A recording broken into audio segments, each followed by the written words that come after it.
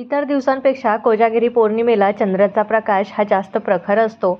माता लक्ष्मी ह्या दिवशी स्वतः पृथ्वीवरती संचार करत असते आणि रात्री कोण जागृत आहे, कोण तिची सेवा करतंय हे ती पाहत असते. इतर रात्रींपेक्षा ही रात्र जास्त मोठी असते आणि ह्या रात्री भजन कीर्तन करायचं असतं, झोपायचं नसतं, जागरण करायचं असतं. त्यामुळे ह्याला कोजागिरी पौर्णिमा असं म्हटलं जातं.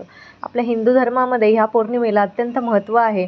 माता लक्ष्मीची पूजा करण्याची ही सर्वात उत्तम वेळ आहे. रात्रीच्या 12 वाजता आपल्याला ही पूजा करायची आहे. देवघरातला नेहमीचा मंगल कलश न घेता नवीन मंगल कलश वरुण देवता म्हणून स्थापित करायचा आहे. माता लक्ष्मी, गणपती बाप्पा यांचा फोटो घ्यायचा आहे. भगवान विष्णूंचा फोटो नसेल तर सुपारीची पूजा करायची आहे. सर्वात अगोदर दिवा लावायचा, फोटोची पूजा करायची, कलश स्थापित करायचा. गणपती बाप्पा, माता लक्ष्मी, भगवान कुबेर, भगवान विष्णू, इंद्रदेव, वरुणदेव यांची आज पूजा करायची. तांदळाने भरीव गोळ काढून त्याच्यावरती चंद्रदेवांची पूजा करायची आहे. त्याच्यानंतर चंद्राच्या प्रकाशामध्ये आटवलेलं दूध ठेवायचं आणि ते प्रसाद म्हणून ग्रहण करायचं.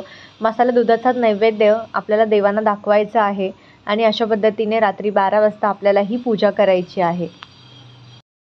ओम महालक्ष्मी नमः हा मंत्र म्हणायचा आहे.